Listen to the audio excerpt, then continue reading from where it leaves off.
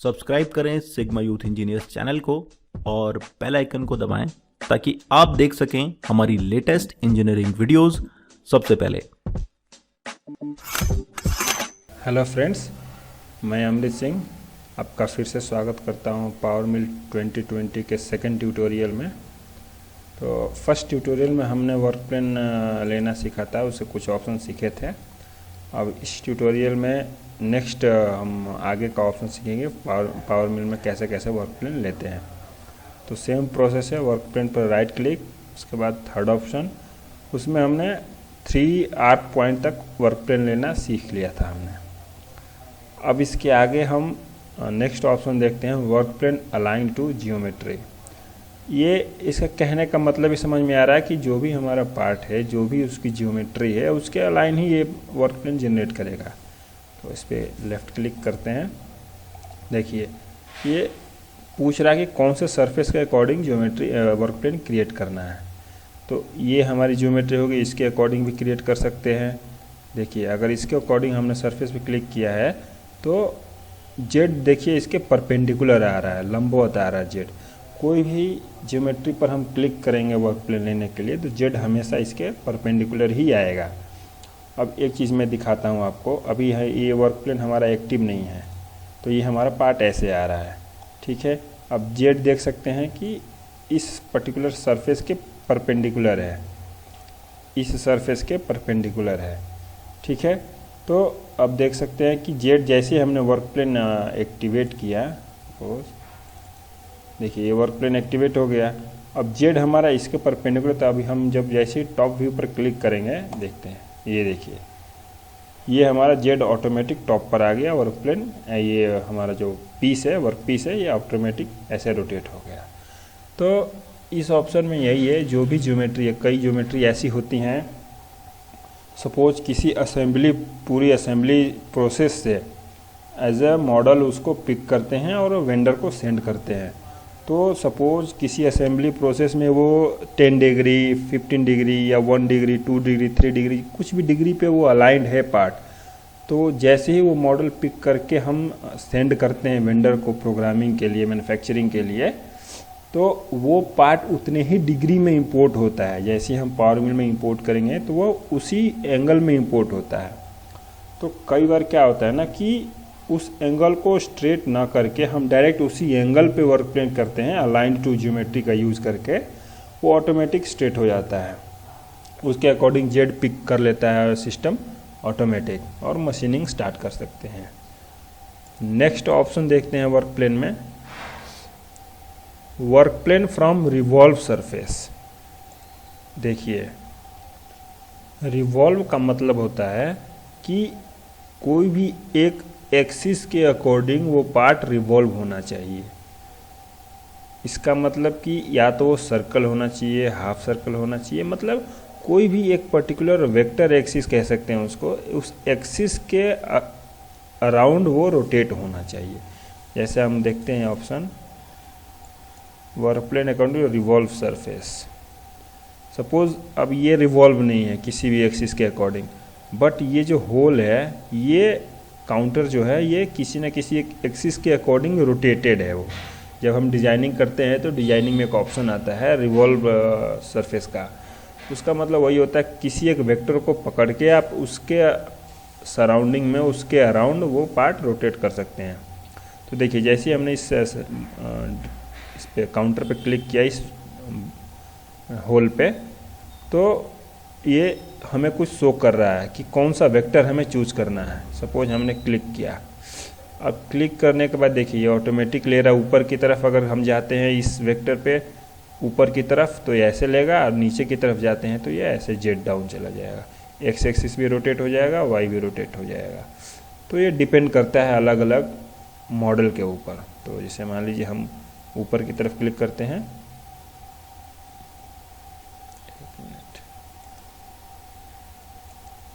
देखिए ये हमारा वर्क प्लेन क्रिएट हो गया। अब ये जो वर्क प्लेन है हमारा इस सरफेस के बिल्कुल मतलब इस वर्क प्लेन के सेंटर से और सरफेस के बीच का जो गैप है वो 0 mm है, यानी ये बिल्कुल सरफेस पे लाई कर रहा है। इसको हम एक्टिवेट करके देख सकते हैं, डबल क्लिक करते ही एक्टिवेट हो जाएगा। देखिए जेड हमारा टॉप की तरफ है, इसलिए वो part as it is show हो रहा है हमेशा। कभी भी वर्क प्लेन लेना है तो हमेशा टॉप व्यू चेक कर लेना है कि हमारे वर्क प्लेन का, हमारे वर्क पीस का टॉप व्यू क्या आ रहा है, क्योंकि इसी टॉप व्यू के हिसाब से ही मशीनिंग स्टार्ट होती है। ठीक है, नेक्स्ट देखते हैं, इसको डीएक्टिवेट करके डिलीट कर देते हैं। नेक्स्ट ऑप्शन, इसको भी डिलीट ही कर देते हैं। नेक्स्ट ऑप्शन है फ्रॉम रिवॉल्व सरफेस हो गया था, पोजीशन यूजिंग, नेक्स्ट ऑप्शन है work plane positioned using block. ठीक है, इस ऑप्शन को सीखने से पहले हमें ब्लॉक कैलकुलेट करना सीखना होगा। तो ब्लॉक कैलकुलेट करना कैसे सीख सकते हैं हम, यहाँ आप देख सकते हैं टॉप पे एक ऑप्शन दिख रहा है टॉप बार में, ब्लॉक। जब भी हम किसी इंडस्ट्री में काम करने जाते हैं तो हमारा मैक्सिमम टाइम वर्क प्लेन जो हम लेते हैं इस ब्लॉक के अकॉर्डिंग ही लेते हैं, क्योंकि ये हमें किसी भी एरिया, जैसे सपोज ये एक रेक्टेंगल एरिया है, इसके हमें सेंटर में या कॉर्नर में पॉइंट ऑटोमेटिक वो ब्लॉक क्रिएट कर देता है।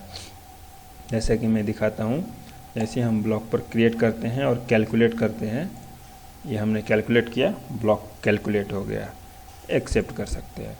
सपोज़ अभी ब्लॉक ठीक से दिख नहीं रहा होगा तो हम यहाँ मॉडल को हाइड कर सकते हैं। ये देखिए, ये हमारा ब्लॉक है, उस वर्कपीस के टोटल साइज़ के अकॉर्डिंग ये ब्लॉक क्रिएट हो जाता है।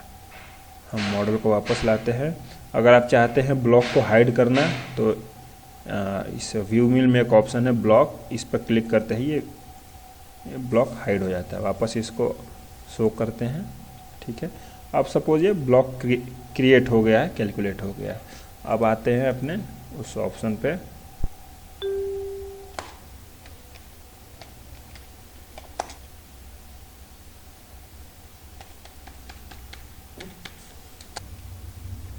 चलते हैं उस ऑप्शन पे, work plane position using block. देखिए ऐसे हमने उस पर क्लिक किया, ये सब भी ये रेक्टेंगल के सेंटर में, कॉर्नर पे, यहाँ सेंटर, ये सभी एजेस के प्लस टोटल वर्कपीस के सेंटर में पॉइंट्स दे दे रहा है हमें ऑटोमेटिक जनरेट करके। अब जिस भी पॉइंट पर हम क्लिक करेंगे उस पॉइंट पे वर्क प्लेन क्रिएट हो जाएगा। तो इंडस्ट्री में मैक्सिमम हम वर्कपीस के सेंटर से ही प्रोग्राम क्रिएट करते हैं, ताकि ऑपरेटर को भी इजी हो। एक्स वाई वो सेंटर ले सकता है, जेड वहाँ 0 कर सकता है, ऑफसेट जिसे कहते हैं, वहाँ से वो मशीन रन कर सकता है। तो हमारे लिए, प्रोग्रामर के लिए भी इजी होता है प्रोग्राम क्रिएट करना, और वो ऑपरेटर के लिए भी इजी होता है। तो जैसे ही हम इस सेंटर पर क्लिक करेंगे ये वर्क प्लेन हमारा क्रिएट हो जाएगा। इसे एक्टिव करते हैं। देखिए पहले पहले ये ब्लॉक पूरे वर्कपीस को कवर करता था, लेकिन जैसे ही हमने इसे वर्क प्लेन को एक्टिवेट किया उसके अकॉर्डिंग वो शिफ्ट हो गया। अब इसे वापस हमें लाने के लिए फिर से ब्लॉक पर जाकर वहाँ कैलकुलेट पर क्लिक करेंगे, ऑटोमेटिक ये सेंटर पे आ जाएगा, पूरे वर्कपीस को कवर कर लेगा। अब हमें पता कैसे चलेगा कि हमारा ये वर्क प्लेन सेंटर में है कि नहीं, तो आप यहाँ देख सकती हैं, आप लोग यहाँ देख सकते हैं कि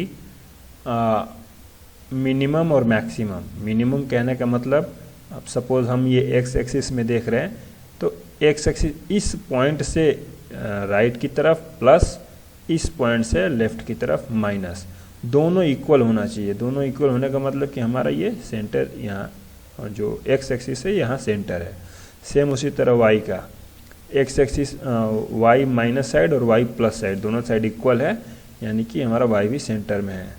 अब ये जेड देखिए -16.2 mm दिखा रहा है, इसका मतलब ये है, जैसे मैं फ्रंट व्यू ओपन करता हूँ, ये देखिए, मैं एक बार मॉडल हाइड करता हूँ, ये देखिए जेड हमारा है ना बिल्कुल सरफेस के सब टॉप पे 0 है, जैसे ये दिखा रहा है ये 0 है, और यहाँ से 16.2 mm डाउन इसे जाना है, यानी माइनस। यहाँ से अगर ऊपर जाते हैं हम जेड तो ये प्लस होता है, और इस पॉइंट से नीचे जाते हैं तो माइनस होता है। तो यहाँ से नीचे जाने का मतलब ये टोटल थिकनेस भी कैलकुलेट कर रहा है वर्कपीस का, -16.2 mm इसकी थिकनेस है, और ये जेड हमारा टॉप पे 0 है। इसे कैलकुलेट करते हैं और एक्सेप्ट करते हैं। सबसे बेस्ट ऑप्शन यही होता है वर्क प्लेन क्रिएट करने का। ठीक है, अब आगे नेक्स्ट ऑप्शन देखते हैं। देखिए जैसे हमने डीएक्टिवेट किया वापस से वहीं चला गया। तो फिर से हम कैलकुलेट कर लेते हैं, वापस वहीं आ जाएगा ये। उसके बाद नेक्स्ट ऑप्शन देखते हैं, work plane at top of the selection. इसके लिए देखिए ये पढ़ने के बाद ही समझ में आ जा रहा है, टॉप ऑफ द सिलेक्शन जो भी हम सिलेक्ट करेंगे सरफेस को, यहाँ हम अगर पूरे मॉडल को सिलेक्ट करते हैं तो उसके टॉप पे ऑटोमेटिक वर्क प्लेन क्रिएट कर देगा। जैसे मैं दिखाता हूँ एक बार, ब्लॉक को हाइड करते हैं, इसको डिलीट करते हैं। देखिए इसे मान लीजिए मैंने ये सरफेस सेलेक्ट किया, ठीक है, work plane top of the selection. देखिए ये जो सेलेक्ट किया है मैंने, इसके टॉप पे और सेंटर में, ऐसा भी नहीं कि इधर उधर, इस सरफेस के टॉप पे और सेंटर में ऑटोमेटिक ये जनरेट कर दिया वर्क प्लेन। जैसे हम एक्टिवेट करते हैं देखिए ये हमारा आ गया वैसे ही। तो जो भी सरफेस हम सिलेक्ट करते हैं उसके टॉप पे जनरेट कर देता है वर्क प्लेन। ठीक है, मैं दूसरा दिखा देता हूँ। सपोज़ अच्छा चलिए इसको एक बार ट्राई करके देखते हैं, इस पर वर्क प्लेन जनरेट हो रहा है कि नहीं, ट्राई करते हैं एक बार। टॉप ऑफ द सिलेक्शन, ये देखिए इसके टॉप पे भी इसने वर्क प्लेन जनरेट कर दिया, जैसा कि आप देख सकते हैं। फ्रंट व्यू डालेंगे, पहले वाले को डिलीट करते हैं, ये देखिए सेकंड वाला उसी के टॉप पर है। जो भी सरफेस है उसके टॉप पर अगर हम क्लिक करते हैं तो top of the selection option से यहाँ वर्क प्लेन क्रिएट हो जाएगा। ठीक है, नेक्स्ट ऑप्शन देखते हैं, work plane centre of the selection. Suppose मैंने ये एरिया सेलेक्ट किया, ठीक है, ये सरफेस सेलेक्ट किया, मैं चाहता हूँ इस सरफेस के सेंटर में हमारा वर्क प्लेन हो। तो जैसे ही हम वर्क प्लेन ऑप्शन पर जाएंगे, centre of the selection click करेंगे, देखिए आप देख सकते हैं ये इसके सेंटर में ऑटोमेटिक क्रिएट हो गया है वर्क प्लेन। बट हमें अगेन बार बार देखना पड़ेगा कि जेड हमारा किधर जा रहा है। जेड जिस साइड होगा, जैसे हम टॉप व्यू डालेंगे वो ब्लॉक व्यू वैसे ही जनरेट होगा। तो अभी देखिए हमारा वाई एक्सिस इधर हो गया फुल, और एक्स एक्सिस तो सेंटर में है ही, उसके हिसाब से वर्क प्लेन जनरेट हो गया है। ठीक है, नेक्स्ट भी सिमिलर ही है, उसको डीएक्टिवेट करते हैं। सपोज़ मैंने ये सेलेक्ट कर लिया, तो नेक्स्ट ऑप्शन भी सेम है, बॉटम ऑफ द सिलेक्शन। अब इसके बॉटम में है, अब सपोज़ अब इसका बॉटम तो यही है, तो जैसे ही हमने क्लिक किया ना, सेम इसके बॉटम यानी इसके सरफेस पे वर्क प्लेन क्रिएट हो गया। तो ये लास्ट के तीनों पॉइंट हैं, बहुत आसान है, जो भी सरफेस सेलेक्ट करते हैं उसके अकॉर्डिंग वर्क प्लेन जनरेट कर देता है।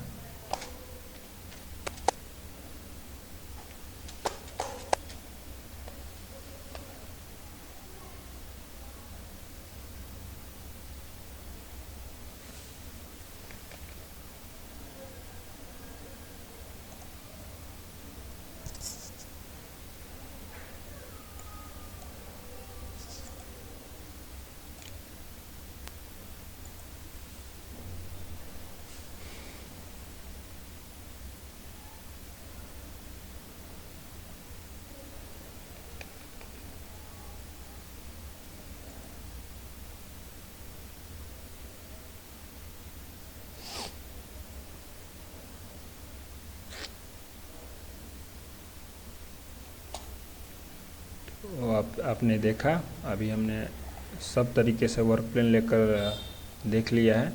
लास्ट के तीनों जो वर्क प्लेन है वो बहुत ही आसान है, लेकिन सबसे ज़्यादा यूज होता है work plane using position block. ठीक है, ब्लॉक के अकॉर्डिंग हम लोग पोजीशन वर्क प्लेन क्रिएट करते हैं। ठीक है, अब नेक्स्ट हम देखते हैं कि सपोज़ हमने वर्क प्लेन क्रिएट कर लिया, उसके बाद हमें उसे एडिट करना है, तो वो हम कैसे कर सकते हैं। तो इसके लिए पहले मैं पोजीशन इसका ब्लॉक कैलकुलेट कर लेता हूँ, ब्लॉक शो कर देता हूँ, एक्सेप्ट। मैंने ब्लॉक कैलकुलेट कर लिया, उसके बाद पोजीशन यूजिंग ब्लॉक मैंने सपोज सेंटर पे ले लिया। ठीक है, इसको मैंने एक्टिवेट करके वापस फिर से ब्लॉक कैलकुलेट कर दिया ताकि ये सेंटर पे आ जाए। अब सपोज़ मुझे इस वर्क प्लेन को एडिट करना है, तो जो ये पहला वर्क प्लेन आया है इस पे जाके राइट क्लिक करेंगे तो पहला ऑप्शन आएगा वर्क प्लेन एडिटर। ठीक है, अब इस वर्क प्लेन एडिटर में बहुत सारे ऑप्शन हैं। पहला ऑप्शन देखिए, जैसे किसी एक एक्सिस पर आप कर्सर ले जाएंगे तो वहाँ हैंड शो होगा, हैंड का एक साइन आएगा। इसका मतलब कि आप मैनुअली इसे उठाकर कहीं भी आगे पीछे, अगर एक्स आपने किया है तो ये एक्स एक्सिस में ही मूव करेगा, और वो सेंटर, पहले जो सेंटर था उसके रेफरेंस में कितना डिस्टेंस आप प्लस माइनस मूव कर रहे हैं ये शो कर रहा है, जैसा कि आप देख सकते हैं। अगर माइनस में जा रहे हैं तो ये माइनस शो करेगा, और प्लस में जा रहे हैं तो प्लस शो करेगा। ठीक है, सेम उसी तरह वाई को पकड़ के आप आगे पीछे कर सकते हैं कि माइनस में जा रहे हैं तो माइनस शो करेगा, प्लस में जा रहे हैं तो प्लस शो करेगा। ठीक है, सेम वही चीज़ जेड के साथ भी होगा। जेड में भी मैं दिखा देता हूँ, जेड को आप ऊपर नीचे कर सकते हैं, माइनस जाएंगे नीचे जाएंगे तो ये माइनस शो करेगा, ऊपर जाएंगे तो ये प्लस शो करेगा। ठीक है, इसके अकॉर्डिंग आप कर सकते हैं। नेक्स्ट ऑप्शन क्या है, इसमें आपको अगर पता है कोऑर्डिनेट्स, इस ऑप्शन को यूज़ करने के लिए आपको पता होना चाहिए कि मुझे जेड कहाँ रखना है, एक्स कहाँ रखना है, वाई कहाँ रखना है।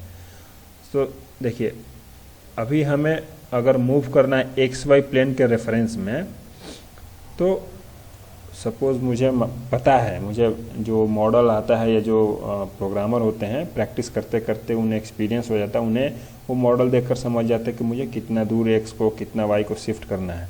सपोज़ मैं चाहता हूँ 10 mm वाई को एक्स को शिफ्ट करना है प्लस में, और इसको माइनस में 20 mm, और जेड मेरा माइनस में 30 mm, तो ये नीचे चला गया। ठीक है, इसको मैं ऊपर कर देता हूँ 40 mm प्लस में, तो यहाँ मेरा जेड चला गया।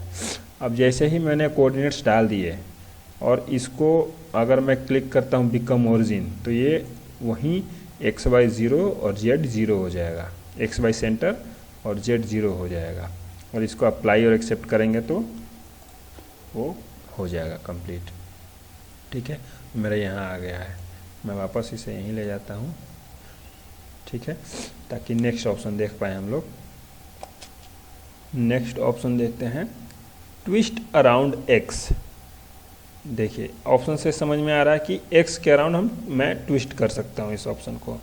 तो देखिए, जैसे ही मैंने क्लिक किया ये एक सर्कल जनरेट किया है एंगल में 360 डिग्री, ये इसी अकॉर्डिंग रोटेट होगा। एक्स को मैंने एक्सिस माना है, इसके अकॉर्डिंग ये रोटेट होगा। अगर कई बार होता है कि किसी को समझ में नहीं आता है कि ये रोटेट कैसे हो रहा है, तो आप सिंपल समझ सकते हैं कि सपोज़ ये एक्स एक्सिस के अकॉर्डिंग रोटेट हो रहा है, तो एक्स को आप एज ए पेन समझ लीजिए। ठीक है, और उस पेन पे क्लॉकवाइज या एंटी क्लॉकवाइज कोई एक पेपर रोटेट करिए, उस पर लपेटिए उस पेपर को। अगर आप क्लॉकवाइज रोटेट करते हैं, क्लॉकवाइज वो पेपर उस पर रोटेट करते हैं, लपेटते हैं, तो ये क्लॉकवाइज यहाँ भी सेम वैसे ही रोटेट होता है। अगर उस पेन पे आप एंटी क्लॉकवाइज पेपर लपेटते हैं तो यहाँ भी एंटी क्लॉकवाइज जो मॉडल रोटेट होता है। ठीक है, तो वैसे रोटेट होता है। आई होप आप समझ गए होंगे। किसी भी एक्सिस के अकॉर्डिंग वो रोटेट होता है, तो उस एक्सिस को आप पेन समझ लीजिए और उस पर पेपर लपेटिए। इधर आप एंटी क्लॉकवाइज लपेट सकते हैं या क्लॉकवाइज लपेट सकते हैं, तो उसी हिसाब से यहाँ भी रोटेट होता है। सपोज एक्स एक्सिस में मैं चाहता हूँ कि मेरा पार्ट 40 डिग्री रोटेट हो जाए, मेरा वर्क प्लेन। तो देखिए कितना डिग्री रोटेट, ये ब्लॉक ही बता दे रहा है कि ये 40 डिग्री रोटेट हो चुका है। ठीक है, आप देख सकते हैं। एक्सेप्ट करते हैं इसको। नेक्स्ट ऑप्शन है वाई एक्सिस के अकॉर्डिंग ट्विस्ट करना या रोटेट करना। अब देखिए, मैंने जैसे बोला था, आप वाई को पेन समझ सकते हैं और उसके अकॉर्डिंग आप पेपर लपेट कर क्लॉकवाइज या एंटी क्लॉकवाइज देख सकते हैं। सपोज मैं इस पर -30 डिग्री रोटेट करना चाहता हूँ। ये देखिए -30 डिग्री यानी 330 डिग्री, सॉरी ये मिस्टेक हो गया है, इसको कैंसिल करते हैं। ट्विस्ट -30 यानी कि 370 degree, 330 degree, correct. Total 360 degree होता है, तो अगर इसे मैं -30 डिग्री रोटेट करता हूँ तो ये 330 डिग्री रोटेट हो रहा है। एंगल का दोनों पार्ट होता है, आइदर वो दो पार्ट के बीच के एंगल ले लीजिए या उसके आउटसाइड के एंगल ले लीजिए। तो अगर इसे या तो 330 डिग्री रोटेट कर दीजिए या -30 डिग्री रोटेट कर दीजिए, बात एक ही है। ठीक है, ये रोटेट हो गया है। नेक्स्ट मैं चाहता हूँ कि जेड को भी रोटेट करना है। तो जेड देखिए, जेड तो एक पैरेलल होता है इसके सरफेस के, तो ये तो 360 डिग्री रोटेट होगा। अब सेम वही आप जेड को पेन समझ सकते हैं और उस पर पेपर रोटेट करके पेपर लपेट कर देख सकते हैं कि ये क्लॉकवाइज रोटेट होगा या एंटी क्लॉकवाइज।